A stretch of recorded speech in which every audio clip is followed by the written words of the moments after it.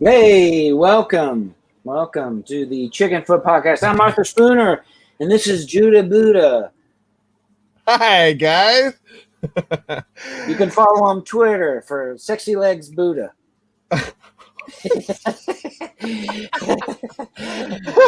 Sexy Legs Buddha.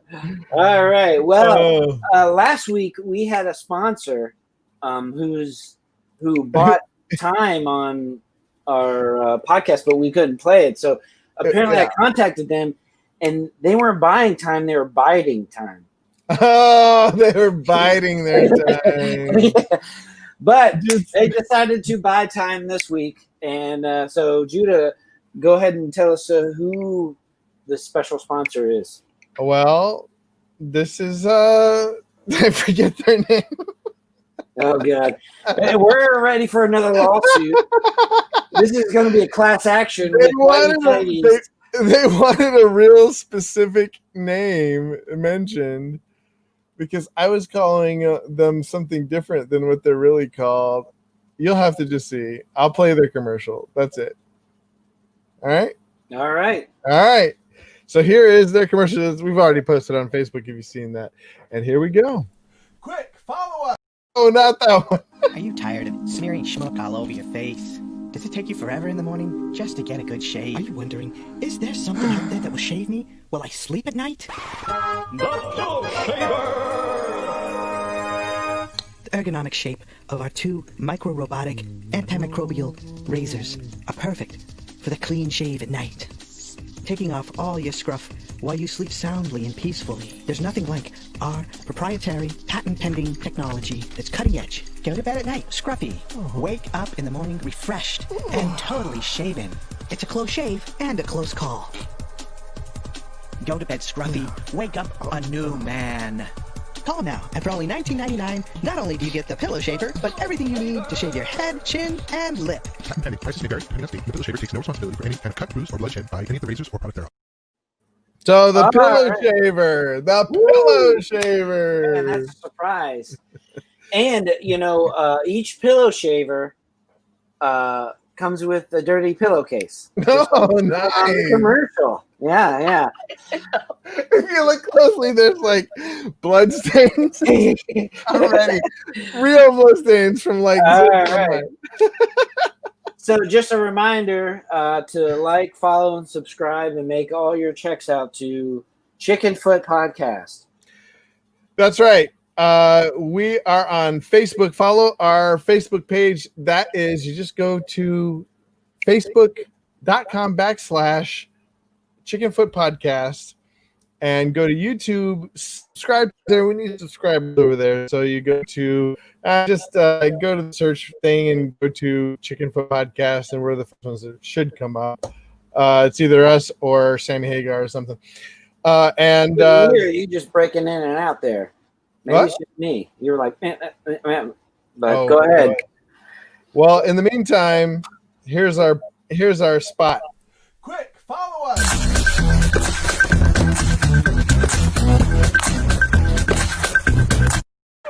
I turned into a chicken. Follow us in sneakers. All right. Oh, we got our first comment. Our comment is, I thought this was the Church's Chicken Podcast. No, that is the Chicken Leg Podcast. So well, we lost our one viewer. So, all right. Well, we're going to continue from last week. Last week, what we were talking about was tips for stand-up. That's one of the things about the podcast. We were talking about comedy, stand-up comedy, and one of the things that one of the goals you kind of set is you wanted to be able to kind of workshop bits and jokes and stuff. So eventually you could kind of do like a set. Yeah. And we've kind of tinkered around with some jokes. Some people spent the whole Chicken Foot Podcast budget on jokes that we got a like and a wow out of. So, hey, speaking of which, that was somebody who shared our video, and he's related to you. Shared our video. Very thankful to your brother for sharing that, and we got like an extra view. Oh, nice. Well, thank you, Chris Rhodes. Wow. All roads All lead to Chicken Foot Podcast. All roads lead to Chicken Foot. All right. Well, the last one we went over was do your jokes have you question your faith in the teaching of the church? I don't. So we established that our jokes don't, and I found these on the internet.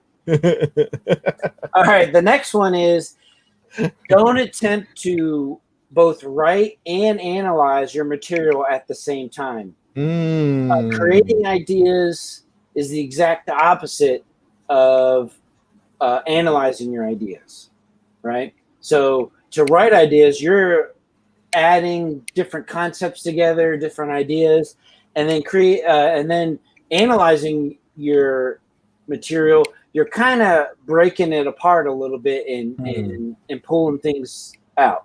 Yeah, and I could see how that's something that I used to do when we were in college and I would write.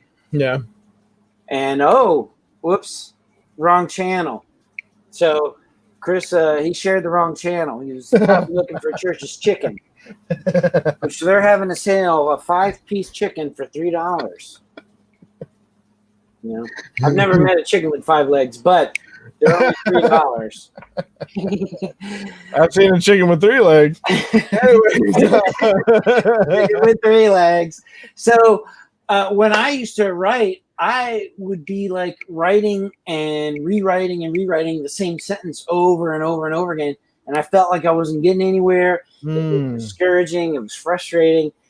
And one of the things that I learned is just get it out on paper and then go back and begin to tinker with the verbiage. Yeah, I noticed that I can't write for this very reason. I'm sorry, I got the my air conditioner on full blast, but I have a difficult time writing because I didn't know this. You're not supposed to analyze it while you're writing. You should just write a ton of jokes, because what I noticed is when I bought a bunch of jokes, they were terrible. There's some guy in India who's writing me jokes. He doesn't understand English syntax and stuff. Some of it, I was like, I think he meant this. Well, when I went back and edited it, I found, I think it makes a lot of sense what you're saying. Like just now, a light bulb went off, because I was so much better when I was editing them. Like I could edit jokes and make them funny, So, and I think I do the same thing with myself. Just write a bunch of broken English jokes and then go back and retinker them and make them funny. They don't have to be funny when you write them. You just have to make them funny in the analytics rewrite process. Yeah, I think it's kind of like you're mining. Like you go into the mine, you're getting raw gold or raw silver, but it also has rock and all that kind of stuff. And you're just trying to get all these nuggets out. Yeah. And then later on, you process them, and then you're really refining it. So to just kind of get it out there is to get the concept and the idea out, and then you can begin to tinker with it. So, well, and I think it helps to have other people write them for you too. Like even if you just get a bunch of crappy ones that written in broken English, like it's better than nothing, because my writer's block just came from like anxiety about like where do I start, and just having something, just writing anything or having somebody else's and retinkering them, way better. Yeah, for sure. The next one is, I guess it just flows naturally from the last, is get into the flow. Stay in the flow when you're doing it. When you're in the habit of you're I don't know about you, but when you get those creative juices flowing, you don't want to stop. We keep it coming. So I guess that kind of pairs with the first one, as creating ideas as opposed to analyzing it. Just get those ideas out there. And, like sometimes when we're doing the show, that's what I've been doing. I take notes and I'll write down some ideas that I have for future and stuff like that. And like, me too. I've been writing mine too. Yeah, invisible ink in urine. So this one right here, I wrote. So eggs, milk, bread. So I haven't really. Mine's better. I haven't really refined that one yet, but I had the feeling that's gonna like, I don't know, maybe be a cake or souffle or something. So, all right. So getting into the flow. The other one, I think the very next one I think is very good. This guy doesn't really go into the details, but of this one, because this is like a whole other podcast. But learning the mechanics of writing comedy, learning the principles of writing and performing stand-up. And so he says, don't try to build everything out of trial and error. Don't build your whole career out of trial and error. Let the professionals who've been doing it for years and years and years read up on it. Learn some of those lessons before you get out there, and kind of give you a head start. That's what my dad advised me when I first told him I was trying to write a joke. He was like, well, don't just start with like, what do I think is funny? He says, actually read other people's jokes, because there's templates, and he said, like, if you try to go too far outside the template, he says a lot, like, because he writes music. And he says sometimes if you try to go outside of if you try to start outside of the template, because GCD is the natural progression when you're writing, like the chords GCD. A lot of people want to just like start with E minor or whatever. He's like, just start with what everybody does and then kind of work your way outside. Yeah. I was like, oh yeah, okay, that makes sense. Yeah, there is a reason why they do the things that they're doing. They're not just doing it randomly, but that's the process of trial and error. Yeah. And I think that leads really to the next one, is what you said about templates. It talks about, avoid getting narrow-minded into formulas. Allow yourself to let formulas maybe guide your writing, but don't be constrained by them, because then you're going to be predictable in how you're going to go about your jokes. But use it to kind of guide you, almost like trying to get your car started, and you need somebody to push you. But once they initially start that push, the car will start and it can do it on its own. But it just needs that little bit of push to get things going. Yeah, that's good. The other one is write every day. Ooh, write every day. Yeah, that makes sense. This reminds me, and this isn't a funny story. This is just a story. Okay. When my last year at TFC, I wrote I had that senior paper, because philosophy and religion, you had to do a senior thesis paper, and I did mine. I remember St. Thomas Aquinas and natural theology. I don't know if you remember that. Yeah. And I was scared, because 50% of the people who take that class fail. Yeah. And this was the last semester before I graduated. And Dr. Sprinkle, remember, he was the guy who used to eat his eyelashes. Remember that? You used to say that he would like pick it, and then eyelash. He would talk, and then later on you'd see him go. And I never noticed it. You're the one who pointed it out to me, and then I was like, "What? This is weird." But you're working hard, and you need to get your flossing in. You're a busy guy. He's like, "Man, are you growing a mustache on your teeth?" So he would like use mascara on it. No. Do you think that it was some kind of luck? Because some people believe that if you pluck an eyelash, and there's some like superstition thing. I wonder if it was like a superstitious thing or just like a weird habit you developed over time. Tick or habit, because I used to have a habit like pulling on my eyebrows and just take loose eyebrows and just kind of throw them. Yeah. And then like, when people would sit down, I'd fart next to their face. But I stopped all that. That was just kind of like a rough habit to do it on the train. What I would do is like I'm walking on the train, and like the last person before the door would be like, "Hey, do you know what crop dusting is?" Quick, follow us.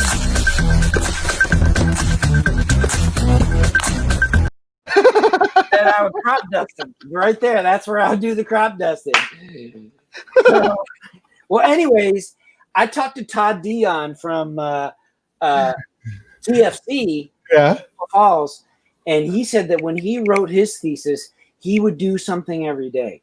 If he did A little bit every even if day. it was like doing footnotes or the bibliography or whatever, he said if you do something every day, you'll always be progressing. So even if it's just like straightening out margins and rewriting paragraphs, and I took that advice, and I think there were 6 people in the class, and only 2 of us passed.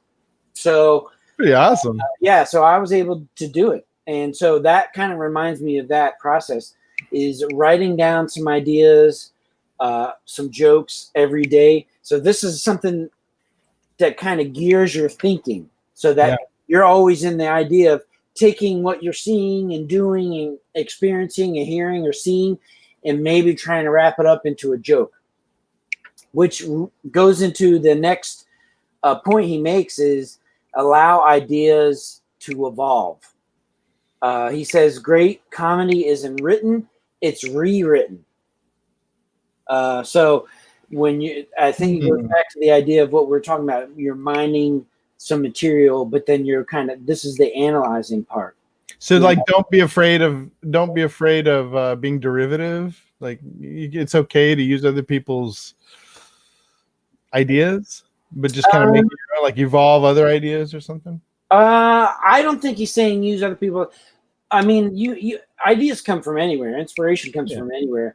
But I think what he's saying is allow your jokes to kind of evolve. So you get a laugh out of a joke, and then you might say, okay, that one's done. And then, but then you might reword it, rewrite it a little bit, and then you can pull out like several jokes from it. Well, that's interesting because I've been watching the Brian Regan special on Netflix. Actually, we've been watching it as a family. And I noticed that he recycles a lot of his old jokes. And sometimes he will just flat out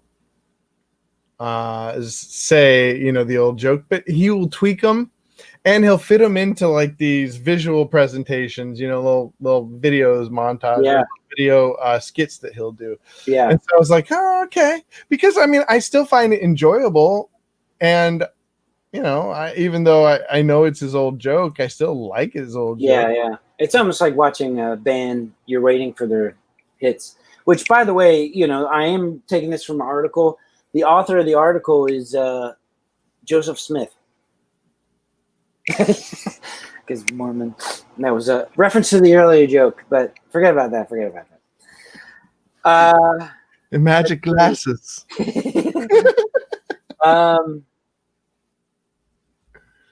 Let's see. Don't use one writing strategy and allow yourself to rearrange material. So it kind of goes with what you were saying with Brian Regan, to where maybe he'll take the same joke instead of, because some jokes are funnier paired with other different types of jokes together, but maybe experimenting with rearranging it around, and that might allow you to be a little bit more creative and come up with some new material. Okay, yeah. Yeah, well, that is interesting because a lot of times what I didn't realize is how much goes into the narrative of your whole presentation. So I noticed that, like, I never thought, of course, it makes sense now. And when I say this, it's going to sound obvious, but you want jokes to play on so you want, there's like a procession, and where each joke goes is really important. I guess I never really thought of that until I started really analyzing stand-up. I noticed that like he put this joke here because he already did this joke over here, and it led up to this, and it was like and it wouldn't make sense unless you heard this joke first. Yeah. And so arrangement of jokes is pretty important. And well, one of the points he makes later on, he gets into a section into actually performing stand-up. And one of the points he makes is that the placing of the stand-up also helps to where you can get more bang for your buck. Okay. Yeah. So instead of getting one laugh, you can kind of get a big laugh and then maybe like 3 or 4 other chuckles that kind of roll off the momentum of the laugh. Okay. You know what I mean? Yeah. All right. Well, go ahead. What were you going to say? No. Okay, go ahead with what you're going to say because I forgot we have an intro.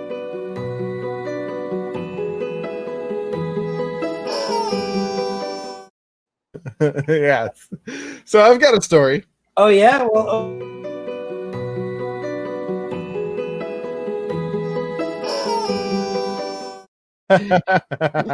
oh, we got a story. All right.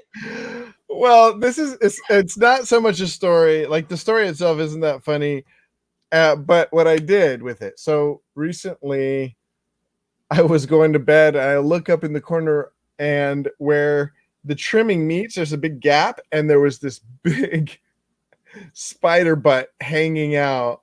And so I think he was just in there eating something. But like, it's just I posted it on Facebook, and I said, "Should I kill him or not?"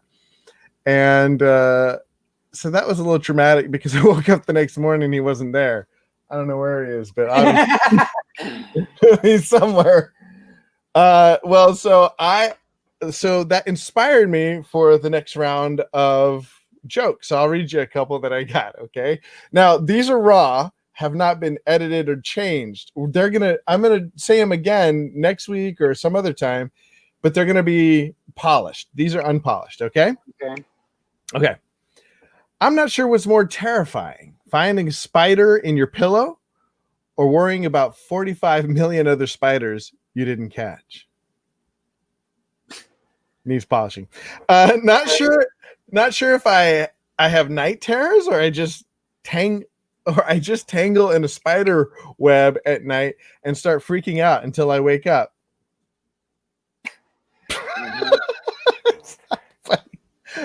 But see, okay, so they're raw. I have raw is an understatement. They might be rare. I have baby. I don't know. I have a helpful spider near my bed, like Charlotte's Web. Except I wake up to spider webs that spell snorer, and I'm gonna kill you because you're too loud.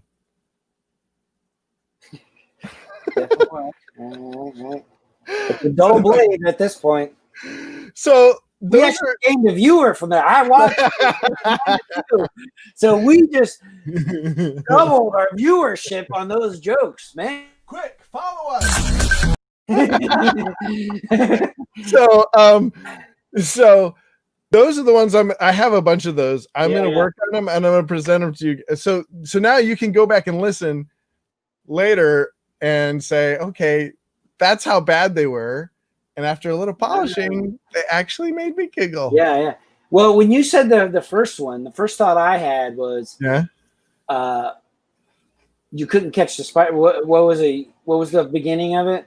The beginning was, I'm not sure what's more terrifying, finding a spider in my pillow or worrying about the 45 million other spiders I didn't catch. Yeah. I would say I would start it with, I don't know what's more frightening, finding the one spider on my pillow or the 45 million spiders I've eaten in my sleep. I don't know what's more terrifying, finding a spider in my pillow or finding 45 million other ones in my crap later. It would look like all the legs would look like a furry. Like it'd be like the legs would be flapping as they're coming out. Can you imagine like a spider hairball? Like a million spiders.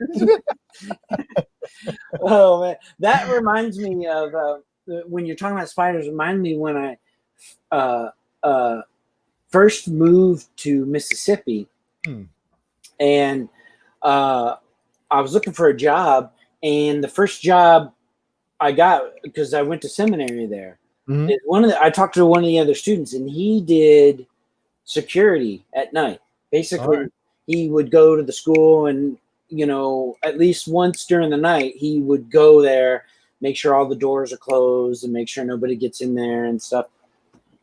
And so I was like, all right, I can do that, easy peasy, nice money. So first night, I go in there and, have the key and I'm going in, I'm looking. And one of the things about Mississippi is they don't have basements because they have. Yeah, here neither. In North Carolina, they don't below have sea level. So water will instantly keep filling up. And the other thing about Mississippi is they have what they call Yazoo clay. So this clay and a lot of clay in the water and in the ground. So when it rains, the clay will expand. And then when it gets really hot and dry, it'll contract. And what it'll do is it'll actually crack buildings. So you'll have buildings that have a crack that go from all the way from the foundation all the way through the whole, every floor, all the way up to the roof. Wow. Yeah. So there's all these cracks in buildings and stuff. So I'm walking and it's dark and I got a flashlight and I see this crack in the wall. I was like, man, this is a big crack. And I kind of get closer and closer. And turns out it was a cockroach this big. Like Mississippi has huge cockroaches, and I looked at it, and it was and I noticed it was a cockroach, and then it jumped off at me and flew. I didn't even make it fly. It flew, and I went, like that. And it flew over me so much. It was so big, I can feel the wind from the wings on my face, and I was wiping the wind off my face. I was like, man. And that wasn't the only time I saw a cockroach. There are times when I wake up. And I'd be looking, like I'd be sleeping, and then I'd wake up, and a cockroach was literally right in front of my face. Like, so, and Dave and Carolyn Volkner helped me move from Georgia to Mississippi. Yeah. And the school owns like a guest room that they allow people in there. And Dave and Carolyn went in there. And they immediately came to me and said, we're going to go to a hotel because there's dead cockroaches, upside down, like all over the place. Well, like, you know why that is because so we have a lot of those big cockroaches here. And what happens is we'll have the exterminator come and spray, along the wall and stuff. Mm-hmm. And what he's doing is he's spraying some kind of like thing that gets on them. And then they go into their nest and they bring it to the rest of them. Mm-hmm. And they don't die right away. They come out and there's like, and so after he sprays, you'll come out and there's like dead cockroaches all over the ground, just like on the ground. Like, yeah, well, Mississippi, they call them wood roaches.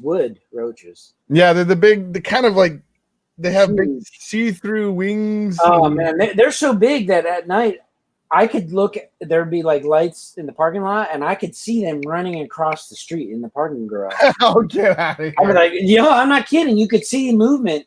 And you could see the little body floating above the ground as it's running. Like, oh, man. So, yeah, my friend Jason, speaking of stories of cockroaches, one day we had one of those couches that kind of does like an L, like around the corner and stuff. And so he's sitting there watching, and it's an old couch, and, the buttons fall off and stuff, and so he's just sitting there, like fiddling with the buttons on the, just kind of like messing with his hand, as he's watching TV, just kind of like going like this, like kind of like a fidget thing. Yeah. And he's sitting there, and then he looks down. It turns out it was a cockroach, and he was petting a cockroach the whole time. I laughed so hard. He's like, and he told me he was just sitting there petting a cockroach the whole time. I just started laughing. I was like, that cockroach is like, you know what? We're bridging gaps between people and cockroaches. We're bringing them together. This is a new step in evolution.